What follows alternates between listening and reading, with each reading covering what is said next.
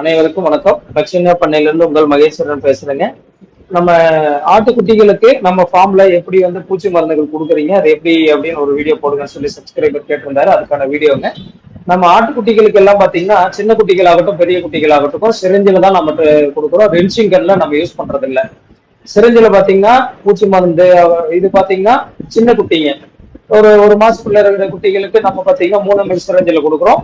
3 ml சிரஞ்சில நம்ம என்ன பூச்சி மருந்து கொடுக்கணும்னு நினைக்கிறோமோ அதை குட்டிகளை தூக்கி காலில் அணைச்சி பிடிச்சிக்கிட்டு சைட்ல கடவாயில வச்சு கொஞ்சம் கொஞ்சமா அழுத்தும் போது குறையேறாம குட்டிகள் நல்லா பால் குடிச்சு எதுனாலும் குடிச்சிக்குதுங்க.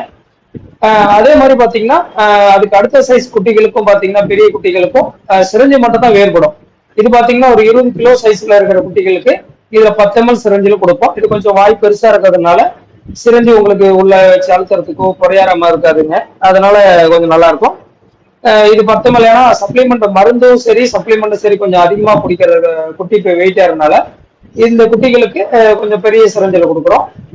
இப்படி கொடுக்கறதுனால பாத்தீங்கன்னா மெயினா குறையேறாம பாத்துக்கணும். நாக்கு அடியில் வச்சு அழுத்தி பிடிச்சிட்டு கொடுத்தீங்கன்னா ஓரளவுக்கு குறையேறாம குட்டிகள் வந்து நல்லா குடிச்சிருக்குங்க. இதுல மெயினா முக்கியமா வந்து கவனிக்க வேண்டிய விஷயம் பாத்தீங்கன்னா கிடாய்களுக்கு கொம்பு இருக்கிற கிடாய்களுக்கு கொடுக்கும்போது ரொம்ப கவனம் தேவைங்க.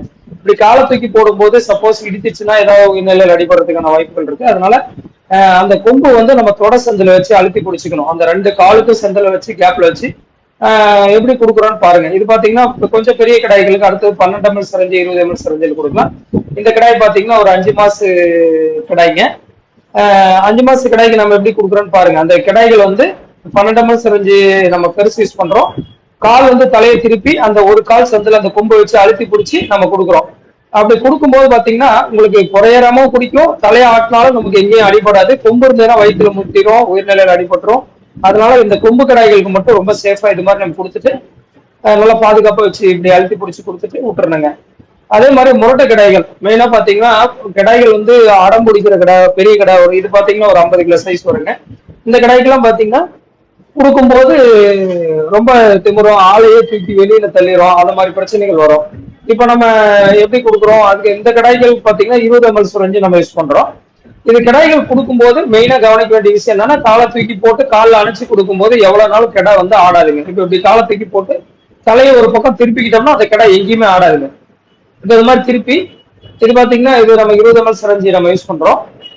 இது கடாயை தலையை வச்சு ஒரு பக்கம் அழுத்தி திருப்பிக்கும் போது இந்த கடாய்கள் வந்து திணறு அது கழுத்து இழுத்து பிடிச்சி கயிறுல கட்டும்போது கழுத்து இழுத்து பிடிச்சி அந்த பக்கம் ஆட்டாதுங்க.